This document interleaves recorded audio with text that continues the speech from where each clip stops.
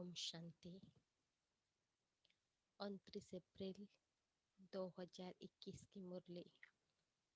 मीठे बाबा बोले, मीठे बच्चे, पावन बनो तो रूहानी सेवा के लायक बनेंगे। देही अभिमानी बच्चे रूहानी यात्रा पर रहेंगे और दूसरों को भी यही यात्रा कराएंगे। बाबा बोले, पावन बनो तो रूहानी सेवा के लायक बनेंगे। देही अभिमानी बच्चे रूहानी यात्रा पर रहेंगे और दूसरों को भी यही यात्रा कराएंगे। प्रश्न: संगम पर तुम बच्चे जो कमाई करते हो, यही सच्ची कमाई है, कैसे? बाबा बोले, संगम पर तुम बच्चे जो कमाई करते हो, यही सच्ची कमाई है, कैसे? उत्तर में बाबा बोले, अभी की जो कमाई है वो 21 जन्म तक चलती है। इसका कभी भी देबाला नहीं निकलता। ज्ञान सुनना और सुनाना, याद करना और कराना, यही है सच्ची सच्ची कमाई, जो सच्चा सच्चा बाप ही तुम्हें सिखलाता है। ऐसी कमाई सारे कल्प में कोई भी कर न सके। दूसरी कोई भी कमाई साथ नहीं चलती। बाबा बोले, अभी जो कमाई आत्मा कर रही है वो 21 जन्म तक चलती है। इसका कभी भी देवाला नहीं निकलता। ज्ञान सुनना और सुनाना, बाबा को खुद याद करना और कराना। बाबा बोले, यही है सच्ची सच्ची कमाई, जो सच्चा सच्चा बाबा परमात्मा ही तुम्हें सिखलाता है। ऐसी कमाई सारे कल्प में कोई भी कर न सके। दूसरी कोई भी कमाई, इस दुनिया के कोई भी कमाई साथ नहीं चलती। गीत है, हमें उन राहों पर चलना है। ओम शांति। भक्ति मार्ग में तो बच्चों ने बहुत ठोकरें खाई हुई हैं। भक्ति मार्ग में बहुत ही भावना से यात्रा करने जाते हैं। रामायण आदि सुनते हैं।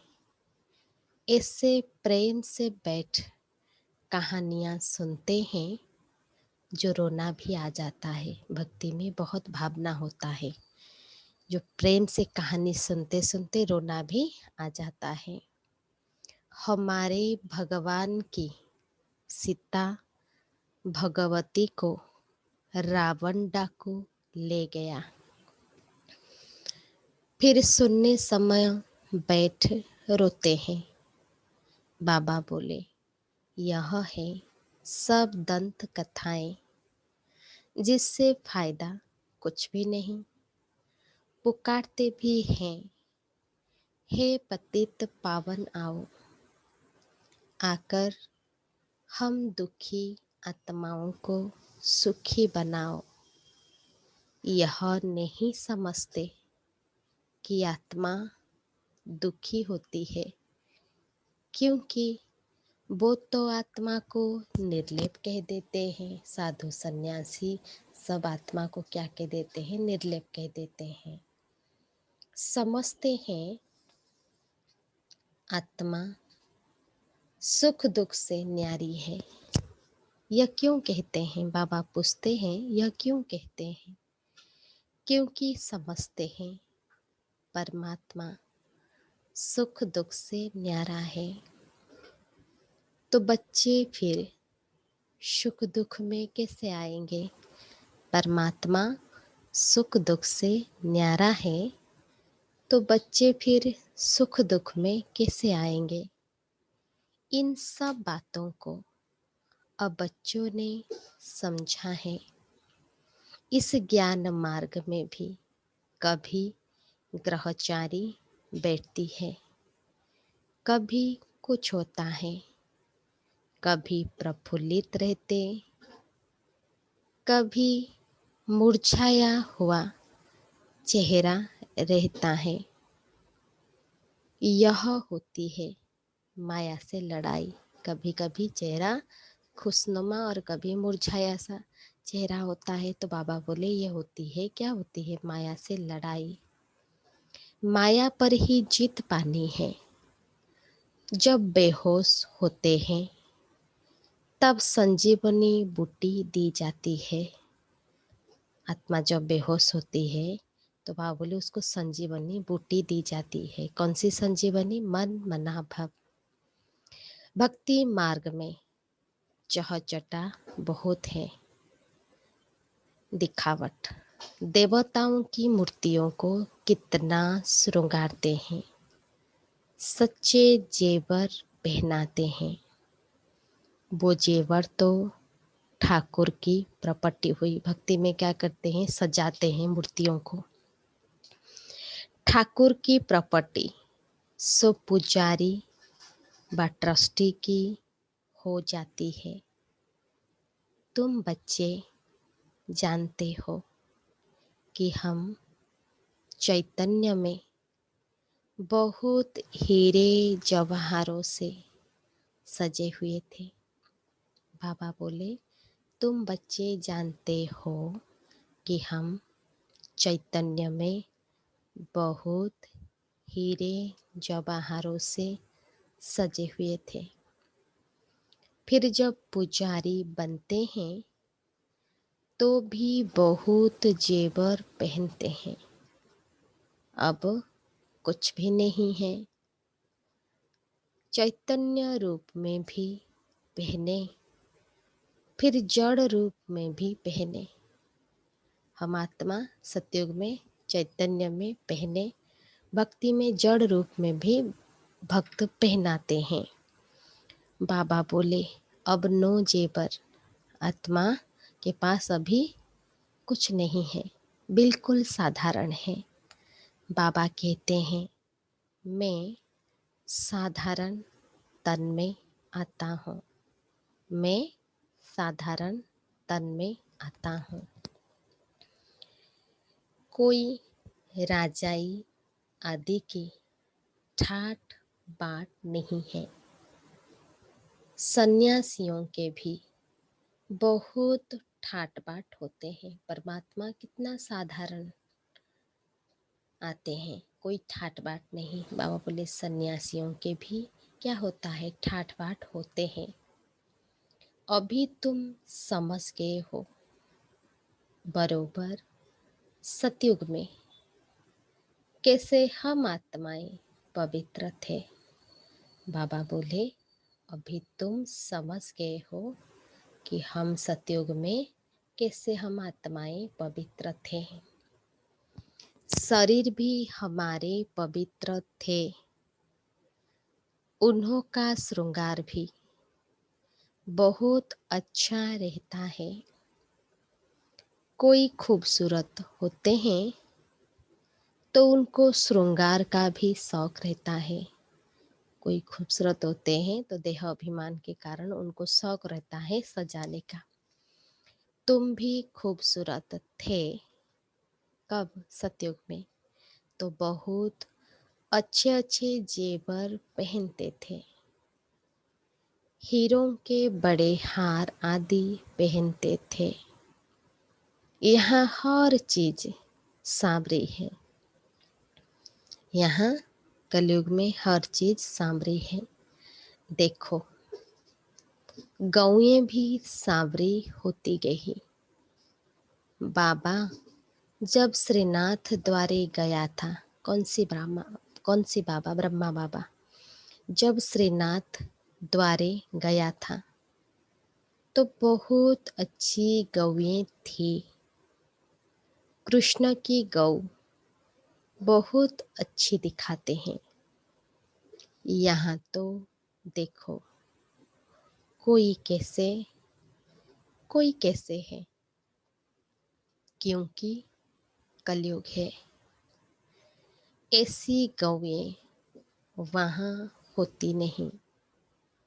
तुम बच्चे विश्व के मालिक बनते हो।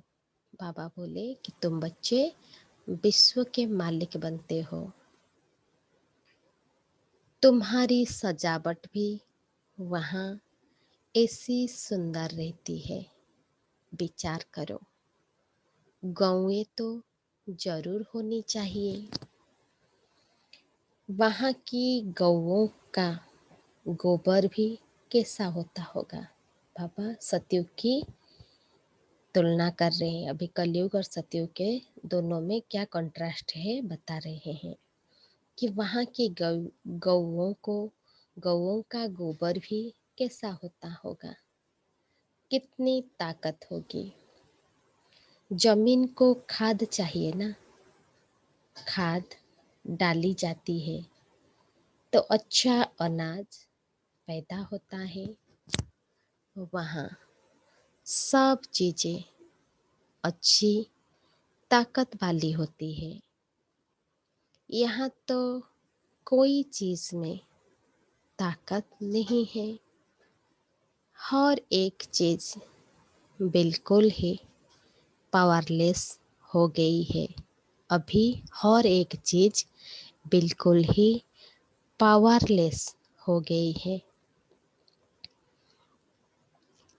बच्चियां सूक्ष्म वतन में जाती थी, कितने अच्छे अच्छे बड़े फल खाती थी, सुबीरस आदि पीती थी। ये सब साक्षात्कार कराते थे।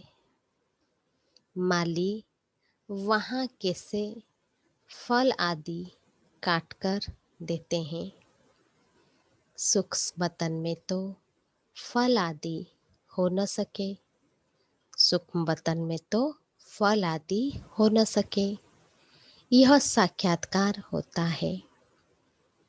वैकुंठ तो फिर भी यहाँ होगा ना।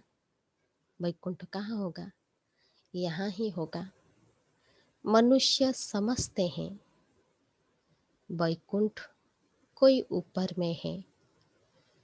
वैकुंठ न सूक्ष्म वतन में न मूल वतन में होता है। वैकुंठ न सूक्ष्म वतन में न मूल वतन में होता है, यहाँ ही होता है। यहाँ जो बच्चियाँ साक्षात्कार करती है वो फिर इन आँखों से देखेंगे। जैसी पोजीशन ऐसी सामग्री भी रहती है। राजाओं के महल देखो कैसे अच्छे अच्छे होते हैं। जयपुर में बहुत अच्छे अच्छे महल बने हुए हैं।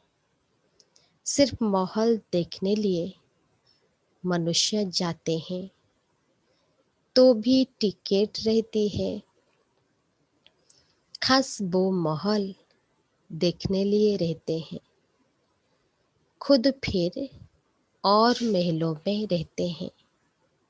सो भी अभी कलयुग में यह है ही पति दुनिया। बाबा बोले यह है ही पति दुनिया। कोई अपने को पतित समझते थोड़ी है। तुम अभी समझते हो हम तो पतित थे, कोई काम के नहीं थे, फिर हम गोरा बनेंगे। वो दुनिया ही फर्स्ट क्लास होगी। यहाँ भल अमेरिका आदि में फर्स्ट क्लास महल है, परंतु वहाँ की भेंट में यह तो कुछ नहीं है, क्योंकि यह तो अल्पकाल का सुख देने वाले हैं। वहाँ तो फर्स्ट क्लास महल होते हैं, फर्स्ट क्लास गौएं। बाबा बोले फर्स्ट क्लास गौएं होती है। वहाँ ग्वाले भी होते हैं, श्री कृष्ण को ग्वाला कहते हैं ना। यहाँ जो गौओं को संभालने वाले हैं वो कहते हैं हम गुजर व ग्वाले हैं, कृष्ण के वंशावली हैं। बाबा बोले वास्तव में कृष्ण के वंशावली नहीं कहेंगे, कृष्ण की राजधानी के कहेंगे। साहूकारों के पास गौएं होंगी तो गुजर व ग्वाले संभालने वाले भी होंगे। यह गुजर नाम सतयुग का है, कल की बात है। कल हम आदि सनातन देवी देवता धर्म के थे, फिर पतित बने हैं तो अपने को हिंदू कहला देते हैं। पूछो तुम आदि सनातन देवी देवता धर्म के हो व हिंदू धर्म के हो? आजकल सब हिंदू लिख देते हैं। हिंदू धर्म किसने स्थापना किया? बाबा बोले हिंदू धर्म किसने स्थापन किया? देवी देवता धर्म किसने स्थापना किया? यह भी कोई नहीं जानते हैं। बाबा यह प्रश्न पूछते हैं, बताओ आदि सनातन देवी देवता धर्म किसने स्थापन किया? शिव बाबा ब्रह्मा द्वारा कर रहे हैं। राम व शिव बाबा की श्रीमत पर आदि सनातन देवी देवता धर्म स्थापन हुआ। फिर रावण राज्य होता है, विकारों में जाते हैं। रावण राज्य जब होता है तो आत्माएं विकारों में जाते हैं। भक्ति मार्ग शुरू हो जाता है, तब हिंदू कहलाने लगते हैं। अभी अपने को कोई देवता कह न सके। रावण ने विश्वास बनाया, बाबा आकर वाइसलेस बनाते हैं। तुम ईश्वरीय मत से देवता बनते हो। बाप ही आकर तुम ब्राह्मणों को देवता बनाते हैं। सीढ़ी कैसे उतरते हैं यह तुम बच्चों की बुद्धि में नंबरवार बैठता है। बाबा बोले सीढ़ी कैसे उतरते हैं यह तुम बच्चों की बुद्धि में नंबरवार बैठता है।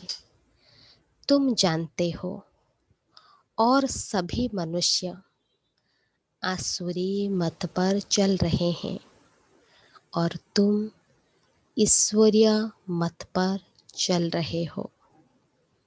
रावण की मत से सीढ़ी उतरते आए हो। 84 जन्मों के बाद फिर पहला नंबर जन्म होगा। ये 84 का चक्र खत्म होगा। सतयुग से पहला नंबर हमारा जो जन्म होगा वो एक ही पहले नंबर से स्टार्ट होगा। ईश्वरीय बुद्धि से तुम सारे सृष्टि के आदि मध्य अंत को जान जाते हो। यह तुम्हारा जीवन बहुत अमूल्य है। यह तुम्हारा जीवन बहुत अमूल्य है। इनकी बहादुरी है, जबकि बाप आकर हमको इतना पावन बनाते हैं। हम रूहानी सेवा के लायक बनते हैं। बाबा आकर हमको पावन बनाते हैं तो हम आत्माएं रूहानी सेवा के लायक बनते हैं। बाबा बोले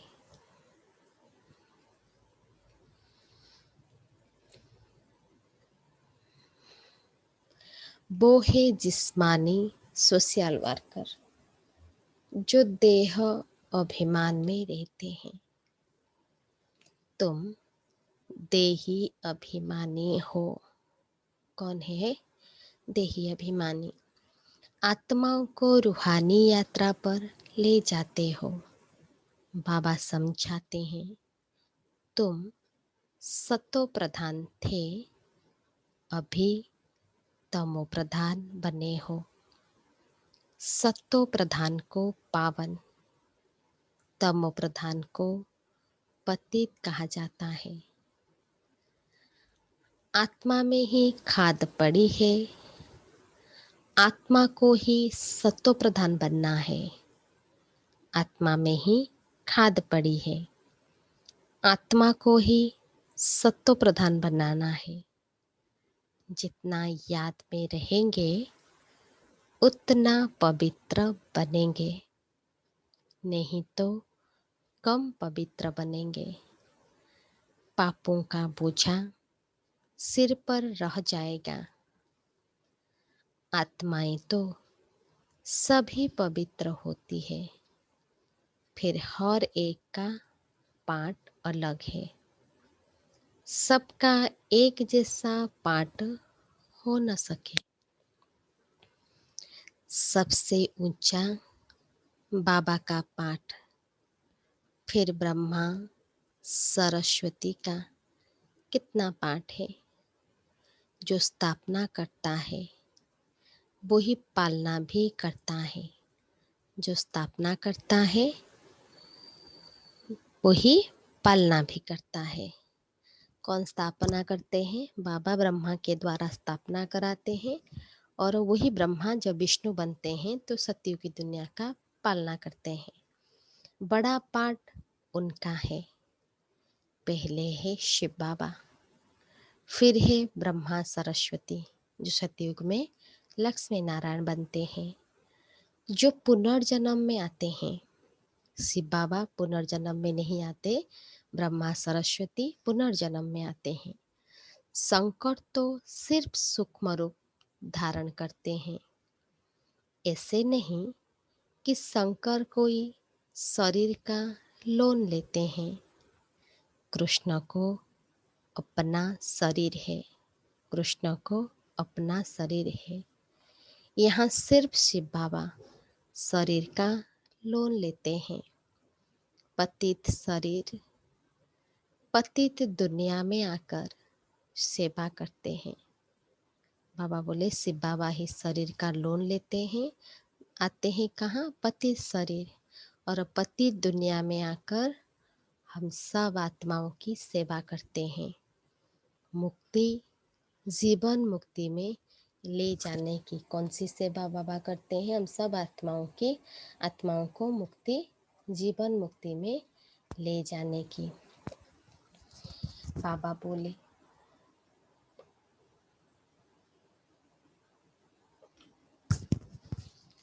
पहले मुक्ति में जाना पड़े। मुक्ति माना शांति धाम। पहले हम सब आत्माएं मुक्ति में जाएंगे। नॉलेजफुल एक ही बाप पतित पावन है, उनको ही कहते हैं शिव बाबा।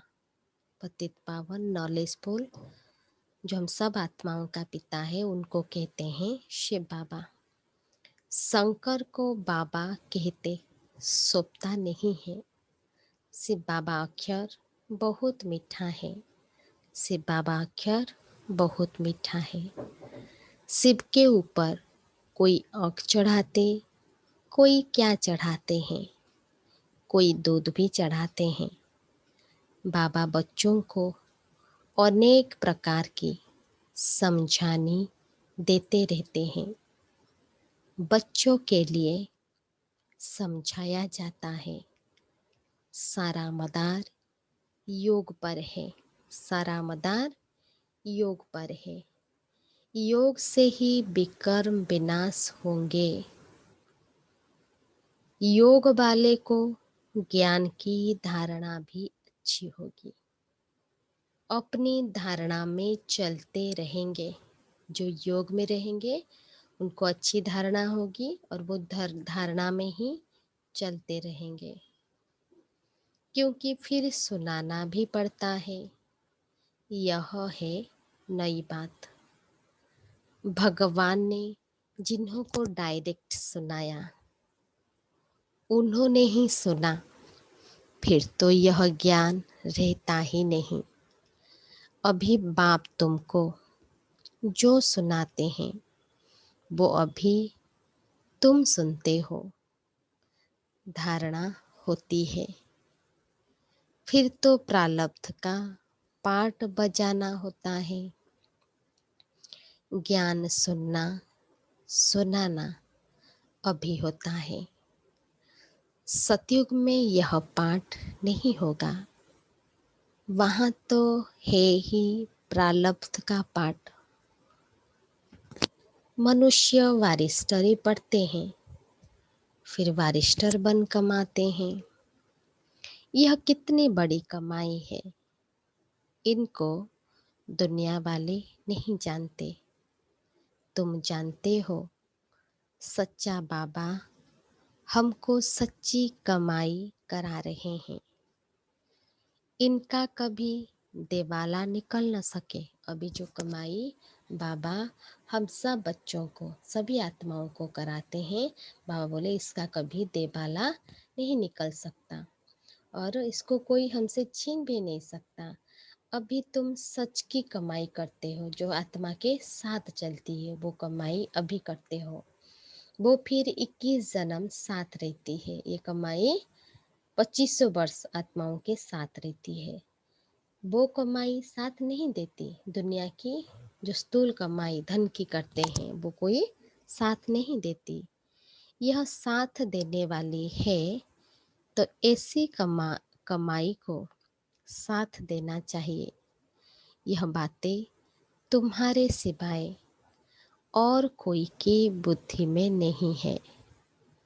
तुम्हारे में भी घड़ी घड़ी कोई भूल जाते हैं। बाप और वर्षे को भूलना नहीं चाहिए। बाप और वर्षे को भूलना नहीं चाहिए।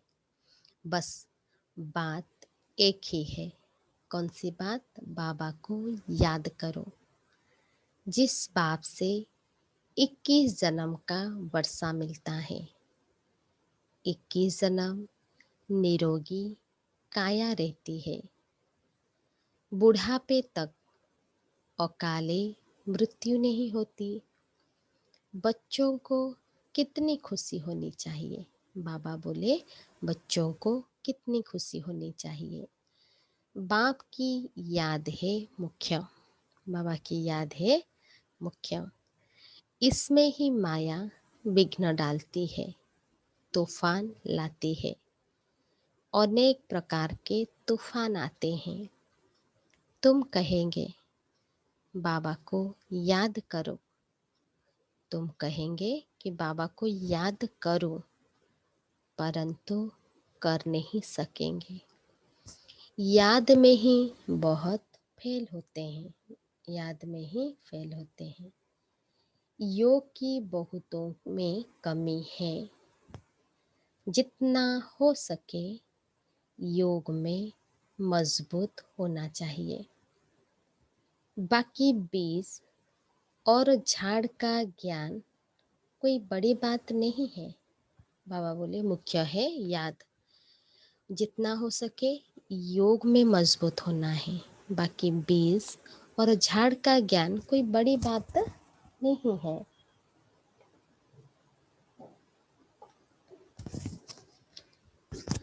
बाबा कहते हैं मुझे याद करो।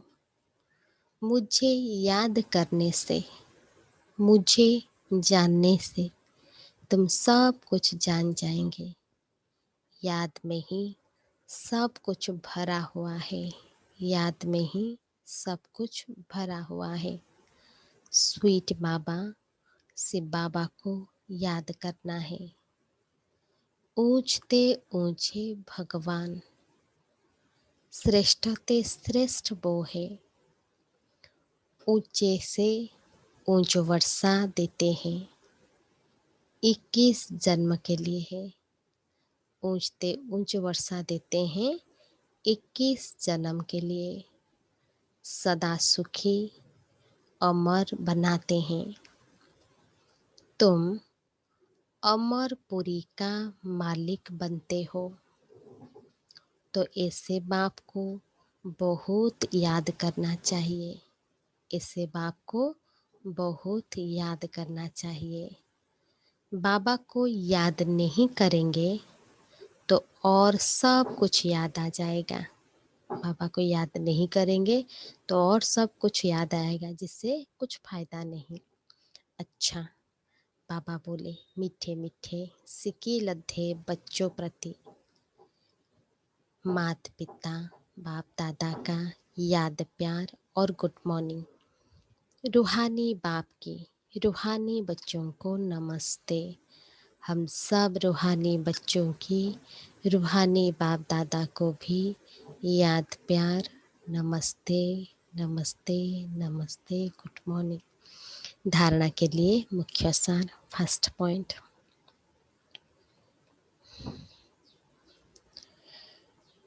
यह ईश्वरीय जीवन बहुत बहुत अमूल्य है। ये जो हमारा जीवन है, अभी हम डायरेक्ट परमात्मा के बच्चे हैं और यह जीवन हमारा बहुत अमूल्य है। इस जीवन में आत्मा और शरीर दोनों को पावन बनाना है। इस जीवन में हमारी आत्मा और शरीर दोनों को पावन बनाना है। रूहानी यात्रा में रहकर दूसरों को यही यात्रा सिखानी है। खुद भी बाबा की याद में रहना है, अपने को आत्मा समझ बाबा की याद में रहना है और दूसरों को भी ये रूहानी यात्रा सिखानी है। सेकेंड पॉइंट, जितना हो सके सच की कमाई में लग जाना है। जितना हो सके सच की कमाई, जो अभी बाबा करा रहे हैं, उस कमाई में लग जाना है। निरोगी बनने के लिए याद में मजबूत होना है। निरोगी बनने के लिए बाबा की याद में खुद को बाबा बोले मजबूत होना है। वरदान, मास्टर नॉलेजफुल बन अनजानेपन को समाप्त करने वाले ज्ञान स्वरूप योग युक्त भव। मास्टर नॉलेजफुल बन अनजानपने को समाप्त करने वाले ज्ञान स्वरूप योग युक्त भव। विस्तार में बाबा बोले, मास्टर नॉलेजफुल बनने वालों में किसी भी प्रकार का अनजानपन नहीं रहता। मास्टर नॉलेजफुल बनने वालों में किसी भी प्रकार का अनजानपन नहीं रहता।